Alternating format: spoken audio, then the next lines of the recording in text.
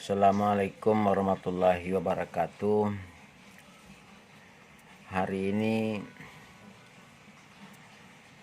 kita akan membahas tentang proposal penelitian. Tidak lagi berupa materi, tapi slide hari ini dan mungkin minggu depan saya hanya menampilkan teknik-teknik penulisan yang merupakan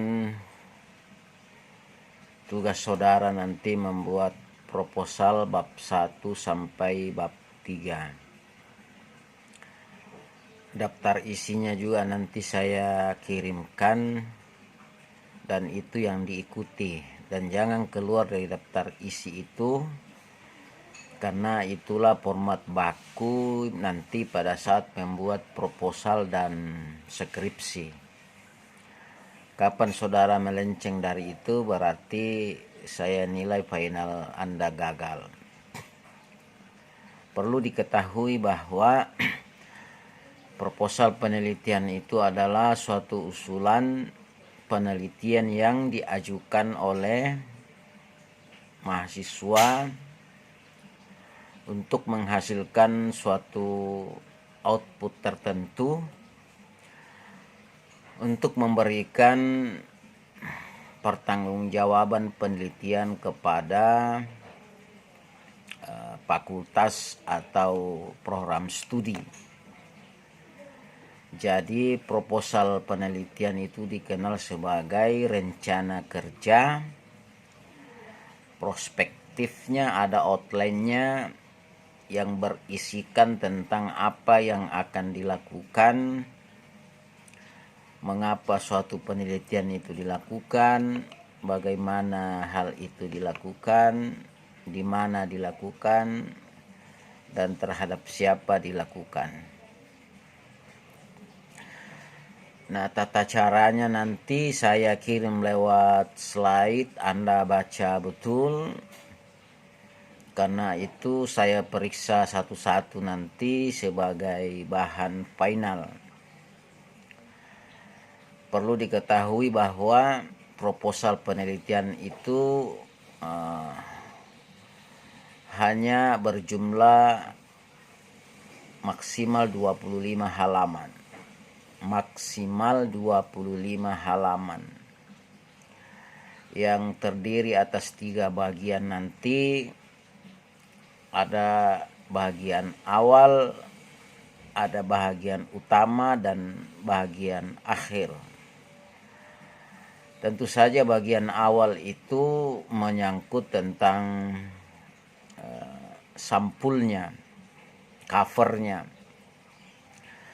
Seluruh tulisan yang ada di dalam proposal dan skripsi nanti hurufnya dari awal hingga akhir adalah Times New Roman.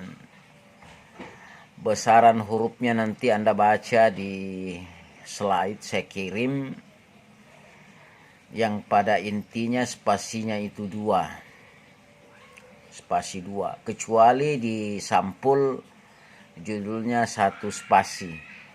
Dan harus berbentuk piramida terbalik. Piramida terbalik artinya besar di atas kemudian mengerucut ke bawah.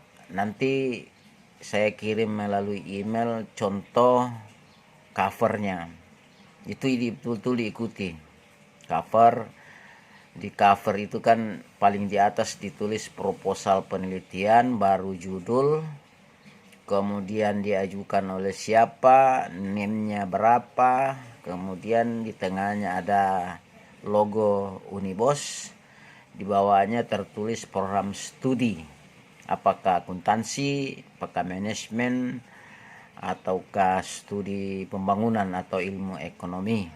Paling di bawah tahunnya adalah 2020. Dan nanti bagian awalnya pula juga akan saya tampilkan halaman pengesahan. Ada contoh halaman pengesahannya juga saya cantumkan, itu juga diikuti. Pembimbing 1 dan pembimbing 2 nanti di situ terserah Anda siapa yang tulis di situ. pembimbing satunya siapa, pembimbing duanya siapa. Kemudian dekannya ya itu paten harus ditulis siapa nama dekannya dan ketua program studinya, itu yang paten ditulis dan jangan salah-salah. Nah kemudian di bagian awal, bagian yang kedua nanti ada namanya latar belakang. Jadi di latar belakang itu dicantumkan, kita sudah jelaskan dulu, ada dasain dasolennya, ada kesenjangan, ada kenyataan, kemudian masalah pokoknya, kemudian tujuan penelitian, selanjutnya masalah penelitian. Itu yang ada di proposal. Di proposal di bagian latar belakang. Kemudian bab 2 nanti ada namanya kerangka teori, kemudian kerangka pikir dan hipotesa. Itu di bab 2. Tapi di proposal itu tidak ada bab.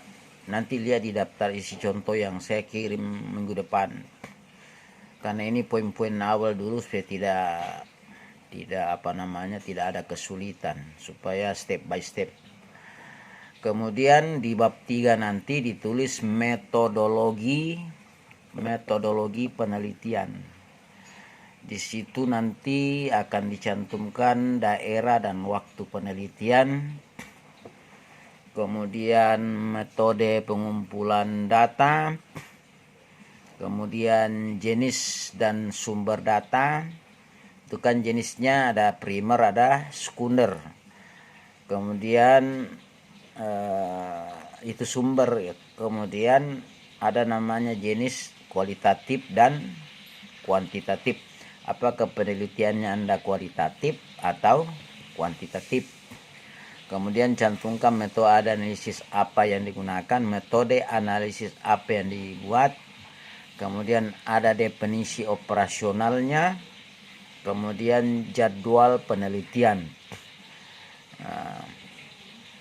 Kemudian di bagian akhir namanya daftar pustaka.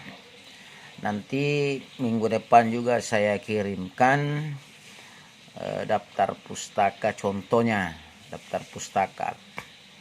Jadi hari ini saya hanya mengirim bagian-bagian yang penting saudara ikuti dulu. Nanti minggu depannya saya kirim lagi slide tentang teknik penulisan, marginnya berapa, kemudian contoh daftar pustaka, kemudian contoh jadwal penelitian. Jadi setelah 2 minggu ini saya kirim slide, maka tidak ada lagi pertemuan kita. Tinggal saudara membuat proposal penelitian sampai bab 3. Dan pada saat final nanti itu di print, dikumpul, dan saya periksa satu-satu.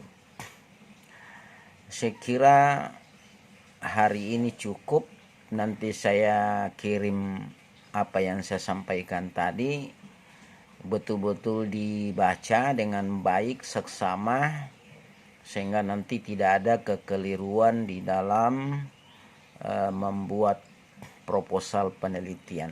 Sukses buat saudara, sehat selalu. Saya akhiri, assalamualaikum warahmatullahi wabarakatuh.